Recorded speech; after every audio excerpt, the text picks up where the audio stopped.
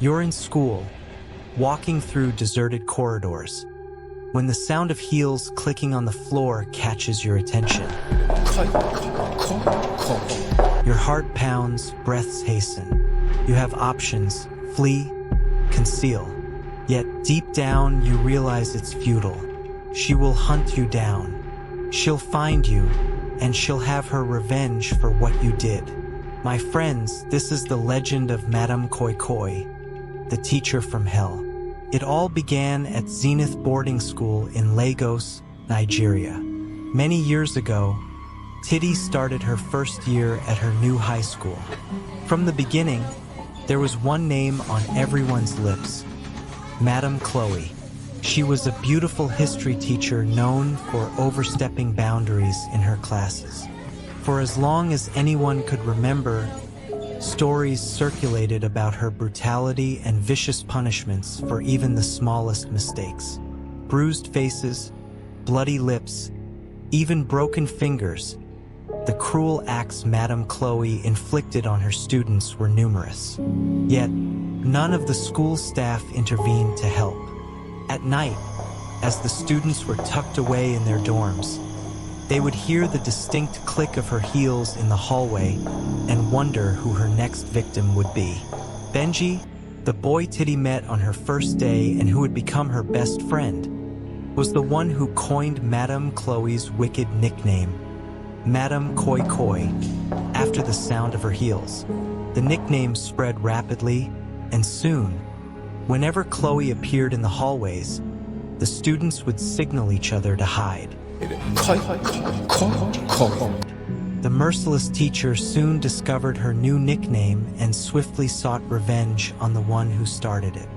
One fateful night, Benji returned to the room looking like a living corpse. His face was purple from the beating, his teeth bloodied, his fingers beaten, bruised, marked in the shape of Chloe's heels. Titi's life would change that night when she felt a surge of anger in her heart. Enough, she thought. Enough. Enough. I need to stop this. She rounded up a few of her friends to her softball bath and went to find Madame Chloe. She was about to give the teacher a very valuable lesson. They found her roaming the hallway, having just locked up her classroom. And like some demon, she turned and looked at them the moment they laid eyes on her. As the students appeared out of nowhere, she knew what was up. At first, the teacher began mocking all of them for being stupid, for being weak, for not being able to take so much needed punishment. There was this evil, wicked smile on her glossy red lip. She was enjoying this. You're pathetic. You're pathetic. You're nothing. The teacher took a few steps forward, going straight to flog the student with a wide smile that nearly said that it'll get far worse for you. And Titi did the first thing that popped into her mind. She swung her bat hard, connecting with Chloe with a wet and satisfying dunk. And as the woman collapsed onto the ground trying to understand just what happened, but Titi swung again, and again, again, and again, and again. Her friends joined in. Even Benji also started punching, and kicking and scratching.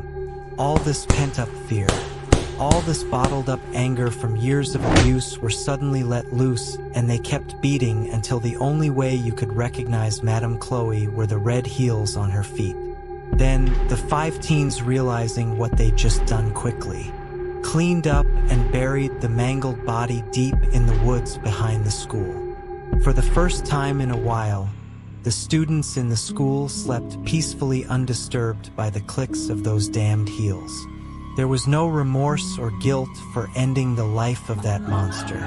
But what happened next could only be the reason for this story being a legend that is still remembered in Nigeria.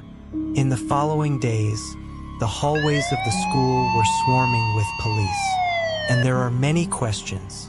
Not only was Madame Chloe missing, just a few days later, 3 out of 5 students that stood up to her that night went missing without a trace too. The only ones left were Benji and Titi. Where were the others? Did they run with their guilt finally catching up to them? Were they scared of the police finding out what they did? Or did something else happen? Well, they were about to find out. 7 nights later, as the two were huddled up in the room and trying to figure out what to do next, they heard the one sound they hoped never to hear again.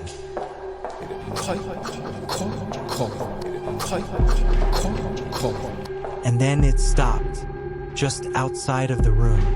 In the gap between the doors and the floor, they could spot the shiny red tips of heel. All of a sudden, the door burst from their hinges, flying across the room and sending bits of wood and debris everywhere. Titi and Benji blown back from the impact and still rubbing the dust from their eyes until they could make out a horrible sight. A monster that was once Madame Chloe. Her legs twisted and broken, dragging across the floor. Her limbs awkwardly stitched back together and her head tilted to the side, barely holding on to her neck. Her face was a mess of bruised flesh, blood, and stitches, and her eyes were a violent, piercing ray. In her hand, she carried the same bloody bat Titi had used just a few days ago. And this monster still had that horrible, evil smile across her lips.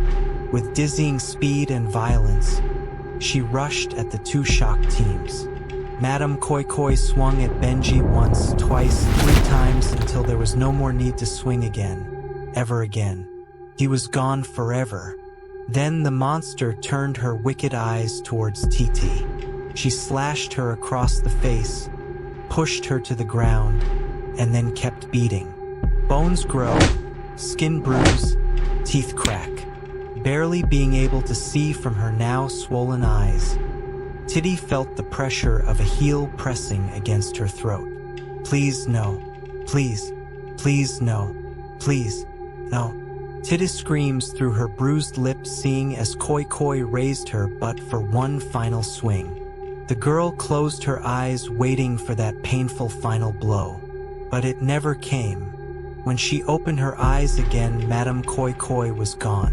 She vanished as quickly as she came. Later, Titi was rushed to the hospital and asked to explain what happened to her and Benji. She could only say one thing, the same words she would repeat for the rest of her life. From then on, rumors about Madame Koi Koi spread to every school in Nigeria. Children everywhere learned the story of Titi, Benji, and the monster they had named.